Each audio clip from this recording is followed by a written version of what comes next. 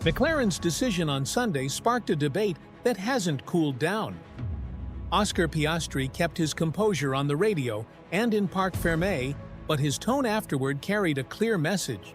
He believes he did nothing wrong and feels frustrated at paying the price for circumstances outside his control. He's not alone in that view. Mark Webber has openly pointed to what he considers growing favoritism within the team. And with his experience in the sport, his instincts on such matters are sharp. Damon Hill also weighed in, and the fan response he drew showed this is about more than just one slow wheel nut. On paper, the sequence looked straightforward, but in reality, it was loaded with tension. Lando Norris was running second behind Max Verstappen, and McLaren's plan was to pit both cars late, with Piastri coming in first to cover Charles Leclerc. Over the radio, race engineer Will Joseph reassured Norris there would be no undercut. Norris double-checked, Joseph confirmed, and the plan was locked in. Piastri pitted and delivered a flawless 1.9-second stop. Norris followed only to lose 4 seconds to a stuck front left wheel, rejoining behind his teammate. By sporting logic, that's racing, but by McLaren's internal logic, things were different. The team had already guaranteed the positions would remain unchanged. Then came the turning point. Tom Stallard instructed Piastri to give the place back. Piastri's response cut to the core of the issue. Slow pit stops had always been considered part of racing, so why was this situation treated differently? Still, he obeyed, showing maturity beyond his years. A young driver fighting for a championship will sometimes take the hit for the bigger picture, but resentment lingers. Andrea Stella later explained that the choice was about principles. The pit sequence had been arranged for the team's overall benefit, not to alter track positions. Since the botched stop had shuffled the order, restoring it was, as Stella put it, the fair thing to do. Framed McLaren's way, the issue was about trust. Norris had been assured there would be no undercut, and the team felt bound to honor that even when chance interfered.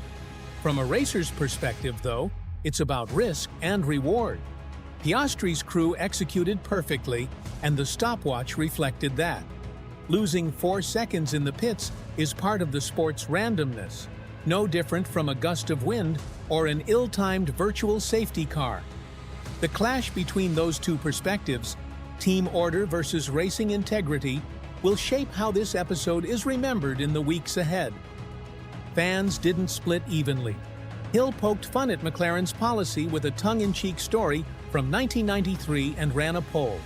A clear majority opposed the order. Humor aside, that result matched the gut instinct of many supporters. Team instructions are accepted when one driver is the clear title favorite. They're tolerated when the strategic picture is obvious, but they're disliked when they override an outcome that unfolded naturally on track. Stella's reasoning, however, has been consistent. He emphasized that pitting Piastri first was about managing risk from Ferrari and race control.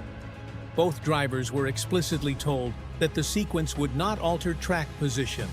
In that sense, restoring Norris to second was not a handout. It was simply returning to the pre-agreed baseline between the pit wall and the drivers.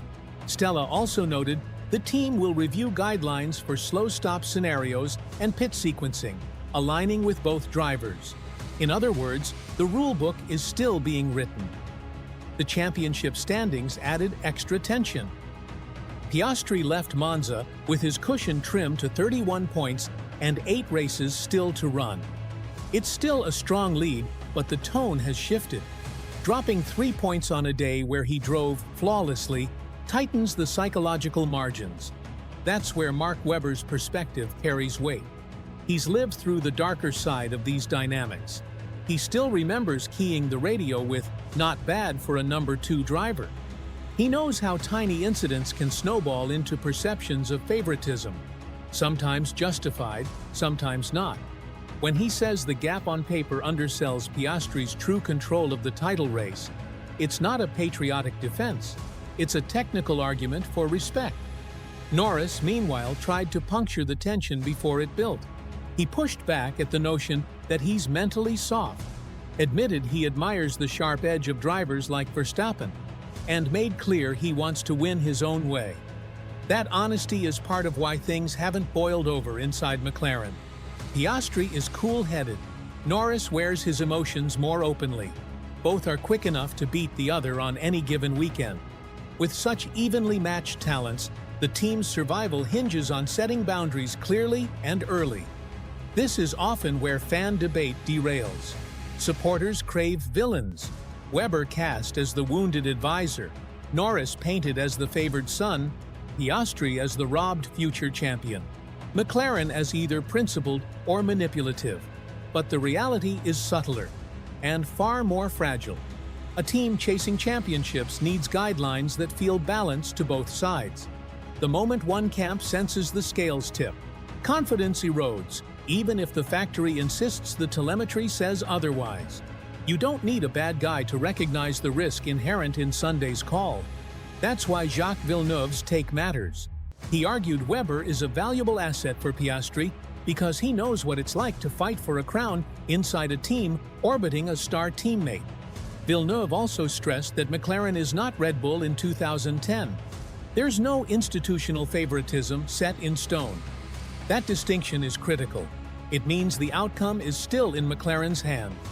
Keep the playing field level, and both drivers will stay calm. Slip up on communication or consistency, and every slow pit, stop or undercut will be interpreted as bias. For Australian fans, the narrative carries extra weight. Piastri has already matched Webber's 9 wins and overtaken Ricciardo's 8. He's now chasing Alan Jones and Jack Brabham in the record books. At the same time, he's pursuing his first world championship, aiming to be the first non-European champion since Villeneuve in 1997. That symbolism will hang over every late-season call.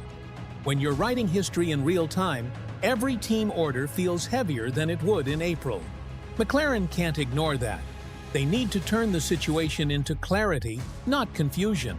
The real question is, if you tell a driver there'll be no undercut and a botched stop flips the order, do you reinstate the positions as a matter of contract or let the results stand on track? There's no answer that satisfies everyone. What you can do is put the rule in writing, share it with both drivers, and enforce it consistently, no matter whose name is on the timing screens. If that was the standard at Monza, McLaren can justify the decision. If the rule was fuzzy or delivered too late, they'll carry the backlash. The next steps are predictable. Piastri will say the right things and bank his points. Norris will insist he's moved on and keep pushing. The team will conduct a procedural review.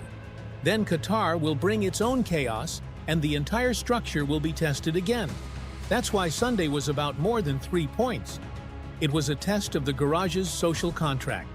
If both drivers still believe the contract is fair, McLaren will fight to the finish with 2 live title shots.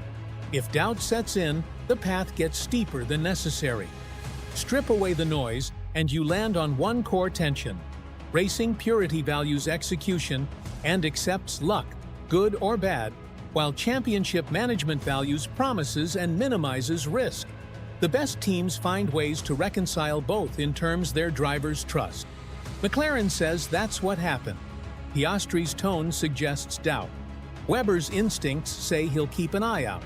Hill's audience suggests fans aren't convinced by the corporate line.